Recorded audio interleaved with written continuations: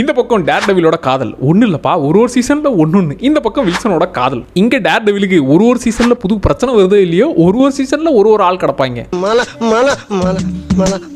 Season 1ல் அவரை காப்பாற்றின nurse மேலே இவருக்கு பாசம் ஸ்டார்ட் ஆகி அதுவே இழுத்தக்க செய்யாம டெவலப்பும் ஆச்சு.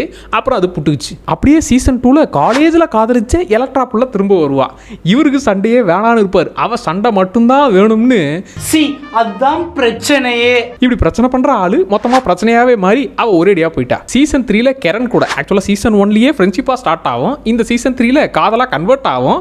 ஆனா கடைசியில் அதுவும் நார்மல் ஆயிடும். இந்த பக்கம் ஷீஹல்களை கேமியா கொடுக்க போனா கேமியா மட்டும் கொடுக்கணும், அதை விட்டு மற்ற எல்லா வேலையும் பார்ப்பாரு. அப்படியே இப்ப புதுசா ஆரம்பிச்ச டேர்டெவில் பானகின் சீரிஸ்க்கு வந்தா இங்க தெரபிஸ்ட் புள்ள கூட இல்தக்க செய்ய ஸ்டார்ட் ஆயிடுச்சு. ஆனா அப்படியே இந்த சைடு வில்லன் பேட் பாய் என்று அழைக்கப்படும் வில்சன் ஃபிஸ்க் பக்கம் வாங்கலாம். ஃபர்ஸ்ட் சீசன்ல வெனசா பிள்ளையை காதலிச்சாரு. அடியே வெனசான்னு அதே வெனசா தான் இப்போ வரைக்கும் இருக்கிறான். ஏன் இந்த டேர்டெவில் பானகின் சீரிஸ்ல வெனசா வந்து சாரி வில்சன் எனக்கு ஆடம்னு ஒரு புது ஆள் கிடைச்சிட்டான்னு அவன் சொன்னா கூட அவன் மேல கோவப்பட மாட்டாரு. அடே ஆடம் உன்னை சும்மா விட மாட்டேன்டான்னு அவனை கட்டி வச்சு பொழந்துட்டு இருக்காரு. பேதியில போவான்.